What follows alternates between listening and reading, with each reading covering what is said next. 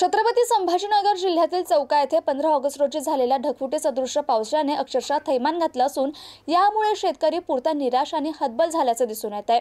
MCN न्यूजने थेट शेतकऱ्यांच्या बांधावर जाऊन माहिती घेतली आहे। पाहूयात सविस्तर रिपोर्ट।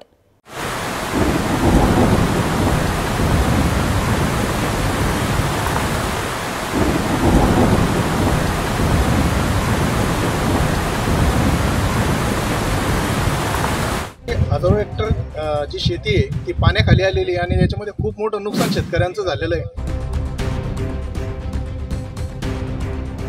ढगफुटीनं सर्व इथून तिथून गावापर्यंत जे क्षेत्र बाधित झालं त्याच्यात माझे 2 एकर शेतीचं सगळे तूर नुकसान झाली, मकाचे नुकसान झाली आणि सगळे शेतकरी हवालदिल झाले।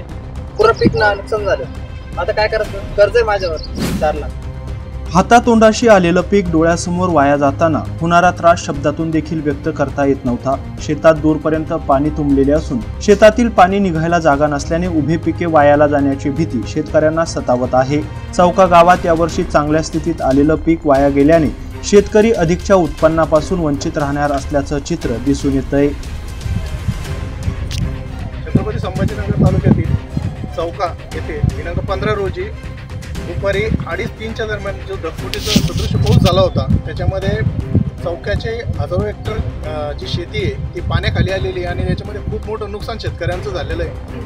आता आपण शेतकऱ्यांच्या व्यथा जाणून घेऊयात, काय म्हणतात शेतकरी। मी चौकाचे शेतकरी वाघ, मला या प्रसंगी हे सांगायचं आहे।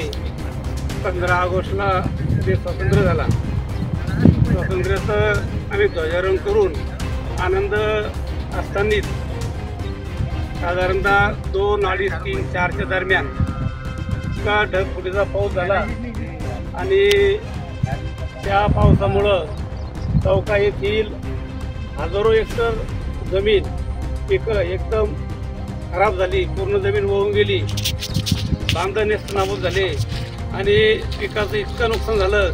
शेतकरी यावर्षी त्यातून सावरू शकत नाही। एक सकाळी आनंद आणि संध्याकाळी एक आसमानी संकट। या संकटाला शेतकरी आमची दिल इतके हवालदिल झाले की त्यांचं डोळ्याचं पाणी पुसण्यासाठी आम्ही प्रयत्न केले। योगायोगाने आम्ही एक मेसेज टाकला माननीय आमदार अमरावती चव्हाण यांना।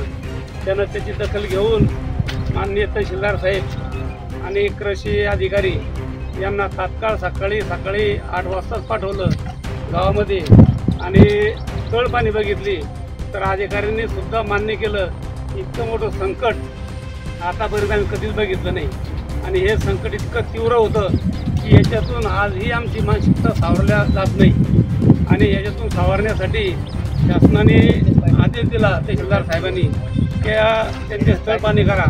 आमची मागणी तर अशी आहे, स्थळपाणी करण्याची गरजच नाही त्याला, खरी गरज आहे का तर सगळं त्याचे पंचनामे करून शेतकऱ्याला मदत किती देता येईल, कारण ह्या पिकावरच शेतकऱ्याचं सर्व देणं घेणं असतं आणि व्याजाने कर्ज काढून जे फेडलं जातं याच्यावर या खरीपावर रब्बी खरनापा असतो, खरीपाचं ती 100% खराब झालं आणि हातात काही येणारच नाही।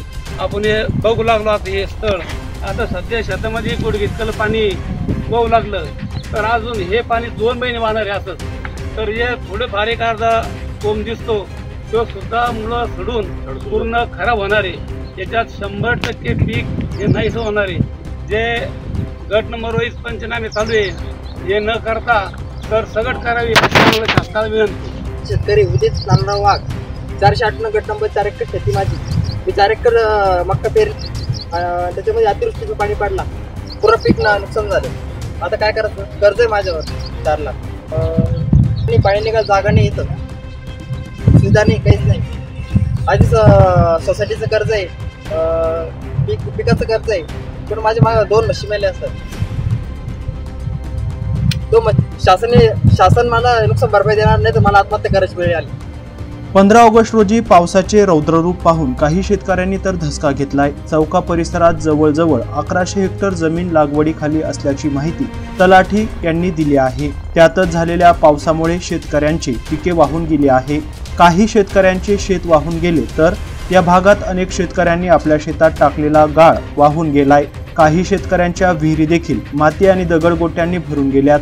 या भागातील शेतकऱ्यांचे मोठ्या प्रमाणात नुकसान झाले, मात्र यावर प्रशासनाने नुकसान झालेल्या शेतकऱ्यांचे पंचनामे करा असा आदेश देत त्रिसदस्यीय समिती स्थापन केली आहे। त्यात तलाठी, ग्रामसेवक आणि कृषी सहाय्यक यांची नियुक्ती करण्यात आली आहे। मात्र 1100 हेक्टर पंचनाम्याचा भार फक्त 3 लोकांच्या खांद्यावर ठेवून अधिकारी हे शेतकऱ्यांचे सांत्वन करत आहे का, असा सवाल शेतकरी करत असून या समितीत सदस्यांची वाढ करावी अशी भूमिका शेतकऱ्यांनी घेतली आहे। तसेच एक शेतकऱ्यांचे पंचनामे न करता सरसगट मोबदला द्यावा अशी आग्रही भूमिका देखील शेतकऱ्यांनी व्यक्त केली आहे। याबाबत लवकरच शेतकरी जिल्हाधिकारी यांची भेट घेऊन आपली मागणी करणार असल्याचं यावेळी शेतकऱ्यांनी MC न्यूजशी बोलताना सांगितलं आहे।